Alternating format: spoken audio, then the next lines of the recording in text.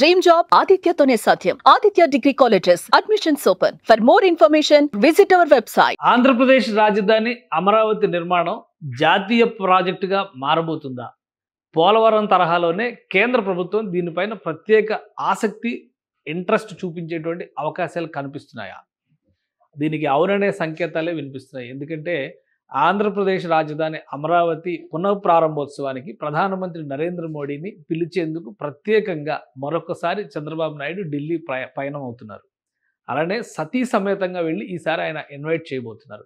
ఇక ప్రధాని రాక కోసం ఈసారి గ్రాండ్ ఎంట్రీ ఇచ్చేటువంటి ఆలోచనతో ఆంధ్రప్రదేశ్ ప్రభుత్వం పెద్ద ఎత్తున ఏర్పాట్లు చేస్తుంది. దీనికి పెద్ద విశ్లేషణలు కూడా అవసరం లేదు. కేవలం అక్కడ జరుగుతున్నటువంటి ఏర్పాట్లు, వేదిక స్థాయిని గమనిస్తేనే మనం అర్థం చేసుకోవచ్చు. ఈరోజు ప్రత్యేకంగా మంత్రి నారాయణ ఈ ప్రాంతంలో పర్యటించారు. 5 లక్షల మంది వచ్చేటువంటి వేడుకగా దీన్ని రాష్ట్ర ప్రభుత్వం చెబుతుంది. సో ఆ క్రమంలోనే ఇక్కడ పెద్ద ఎత్తున ఏర్పాట్లు జరుగుతున్నాయి. ఒక భారీ వేదికని ఏర్పాటు చేస్తున్నారు. భారీ వేదికతో పాటు వచ్చేటువంటి అతిథులకి సంబంధించి వారిని ఆహ్వానించి వారిని రిసీవ్ చేసుకునేటువంటి విధానం, సామాన్య ప్రజానేకానికి ఇందులో భాగస్వామ్యం కల్పించేటువంటి విధానం, ఇవన్నీ కూడా. ఎందుకంటే మధ్యాహ్నం 4 గంట 3:30 ఆ సమయంలో అమరావతి ప్రాంతంలో ప్రధానమంత్రి 2 గంటల నుంచి 3 గంటల మధ్యలో గన్నవరం ఎయిర్పోర్ట్లో ల్యాండ్ అయిన తర్వాత అమరావతిలో ఒక ర్యాలీలో పాల్గొనబోతున్నారు. ఆయన రోడ్ షోకి గ్రాండ్ వెల్కమ్ ఉంటుంది. కనీసం 1 లక్ష మంది ప్రజలతో స్వాగతం ఏర్పాట్లు చేసేందుకు రాష్ట్ర ప్రభుత్వం కసరత్తు చేస్తుంది. ఇక ఈ వేడుకకి దాదాపుగా 5 లక్షల మంది వస్తారని ఒక అంచనా వేస్తున్నారు. సభా వేదిక దగ్గర కనీసం 50,000 మంది కూర్చునే విధంగా భారీ ప్రణాళికను రూపొందిస్తున్నారు. సభా వేదిక పైన అమరావతి రాజధాని రైతులను కూడా కూర్చోబెట్టేందుకు ఆంధ్రప్రదేశ్ ప్రభుత్వం కసరత్తు చేస్తుంది. ఇన్ని ప్రత్యేకతలు, ఇన్ని ప్రాధాన్యాలు ఎందుకు ఇస్తున్నారనేటువంటి అంశాలకి ఇప్పుడు ఆసక్తికరమైనటువంటి సమాధానం వస్తుంది. కేంద్ర ప్రభుత్వం అమరావతి నిర్మాణాన్ని ప్రతిష్టాత్మకంగా తీసుకుంది. కేంద్రం తీసుకున్నటువంటి స్మార్ట్ సిటీస్ పథకాల్లో భాగంగా అనేక నూతన నగరాలు నిర్మించాలి. ఉన్నటువంటి నగరాల్ని పునర్నిర్మించాల్సినటువంటి అవసరం ఉంది. అంటే వాటికి ఆధునిక అవసరాలకు తగ్గట్టుగా వాటిని తయారు చేయాల్సినటువంటి అవసరం ఉందని కేంద్ర ప్రభుత్వం భావిస్తుంది. ఈ క్రమంలోనే ప్రతి రాష్ట్రంలో కూడా కొత్త నగరాల అభివృద్ధికి ప్రాధాన్యం ఇస్తుంది కేంద్ర ప్రభుత్వం.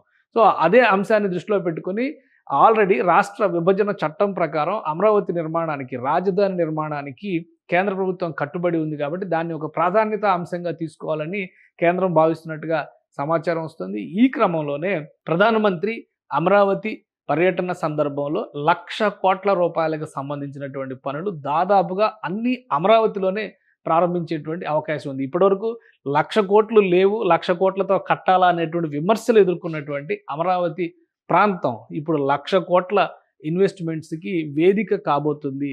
ఏదైతే విమర్శగా వచ్చిందో దాన్ని తిప్పికొట్టేటువంటి సంకల్పంతో ఆంధ్రప్రదేశ్ ప్రభుత్వం అడుగులు వేస్తుంది. కేంద్రం నుంచి కూడా దీనికి క్లియరెన్స్ వచ్చినట్టుగా సంకేతాలు కనిపిస్తున్నాయి. ఈ క్రమంలోనే ప్రధానమంత్రి రాక కోసం పెద్ద ఎత్తున ఆంధ్రప్రదేశ్ ప్రభుత్వం ఏర్పాట్లు చేస్తుంది. ప్రధానమంత్రి వచ్చిన తర్వాత ఎటువంటి ప్రకటన చేస్తారనేటువంటి ఆసక్తి కూడా ఈ అంశాలను గమనించిన తర్వాత మరింత ఉత్కంఠని రేపుతుంది. ముఖ్యంగా ప్రధానమంత్రితో చంద్రబాబు నాయుడు భేటీ, ఆయనకి ఆహ్వానం పలికిన తర్వాత మరికొన్ని అంశాలపైన స్పష్టత వచ్చే అవకాశం ఉంది. మొత్తం మీద 15 రోజుల ముందుగానే సభావేదిక నిర్వహణకు సంబంధించి, సభావేదిక నిర్మాణానికి సంబంధించినటువంటి ప్రణాళికని రాష్ట్ర ప్రభుత్వం ప్రత్యేకంగా మంత్రులతో ఒక ఉప కమిటీని వేయడం ద్వారా ప్రణాళికను ముందుకు తీసుకెళ్ళింది. అధికారులకు ప్రత్యేకంగా బాధ్యతలు అప్పగించింది. ఇప్పుడు అమరావతి ప్రాంతంలోకి ఎంటర్ అయ్యేటువంటి క్రమంలో కూడా 8 మార్గాల్ని సిఆర్డీఏ అధికారులు గుర్తించారు. ఆ ప్రాంతాలన్నింటినీ మొత్తం 9 మార్గాలను గుర్తించారు. ఆ ప్రాంతాలన్నింటినీ కూడా మున్సిపల్ శాఖ మంత్రి నారాయణ కాలినడకన తిరిగి అన్నింటినీ సమీక్షించిన తర్వాత 8 మార్గాల్ని ఫైనలైజ్ చేశారు. అమరావతిలోకి ఎంటర్ అవ్వడం, సభా ప్రాంగణానికి ఎంటర్ అవ్వడం, అలానే విజయవాడ వెస్ట్ బైపాస్ని కూడా రాకపోకలకు వినియోగించడం, ప్రధానమంత్రిని ఆ మార్గంలోనే తీసుకొచ్చేటువంటి ఆలోచన చేయడం, వీటన్నిటిపైన కూడా కసరత్తు జరుగుతుంది.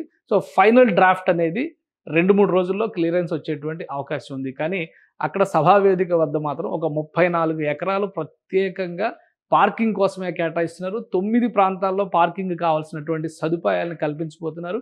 ఎండలు ఎక్కువగా ఉంటాయి కాబట్టి, ఎండాకాలం మొదలైపోయింది, ఎండలు ఎక్కువగా ఉంటాయి. పైగా విజయవాడ, గుంటూరు మధ్య ఎండలు ఏ స్థాయిలో ఉంటాయో ప్రజలందరికీ తెలుసు. కాబట్టి ఎవరు కూడా ఎండల వలన ఇబ్బంది పడేటువంటి పరిస్థితి లేకుండా వీలైనన్ని ఎక్కువ జాగ్రత్తలు తీసుకోవాలని చెప్పని రాష్ట్ర ప్రభుత్వం నిర్ణయించింది. అందులో భాగంగానే ఈ భారీ వేదిక వద్ద రాబోయేటువంటి 10 రోజుల పాటు మొత్తం అన్ని ఏర్పాట్లు, ఎందుకంటే ప్రధానమంత్రి మే 2వ తేదీన వస్తారు కాబట్టి ఇంకా 8 రోజుల సమయం మాత్రమే ఉంది.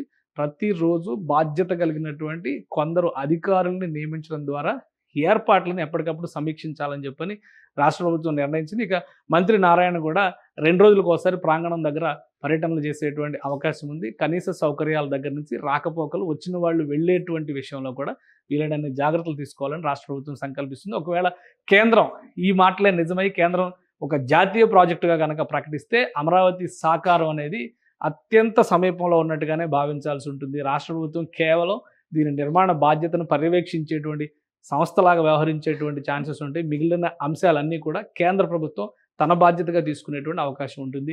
సో అమరావతికి నరేంద్ర మోడీ ఈసారి ఎలాంటి వరాన్ని ఇస్తున్నారు అనేటువంటి విషయంలో చాలా మందిలో ఆసక్తి ఉంది. ఫైనల్గా ఇది ఒక జాతీయ ప్రాజెక్టుగా గుర్తించే అవకాశం ఉందనేటువంటి సంకేతాలు రావడం అనేది అమరావతి వాసులకే కాదు ఆంధ్రప్రదేశ్ రాష్ట్రానికి మొత్తానికి శుభసూచకంగా భావించవచ్చు. సుమన్ టీవీలో మీ పర్సనల్ అండ్ బిజినెస్ ప్రమోషన్స్ కోసం కింది నెంబర్కి కాంటాక్ట్ చేయండి.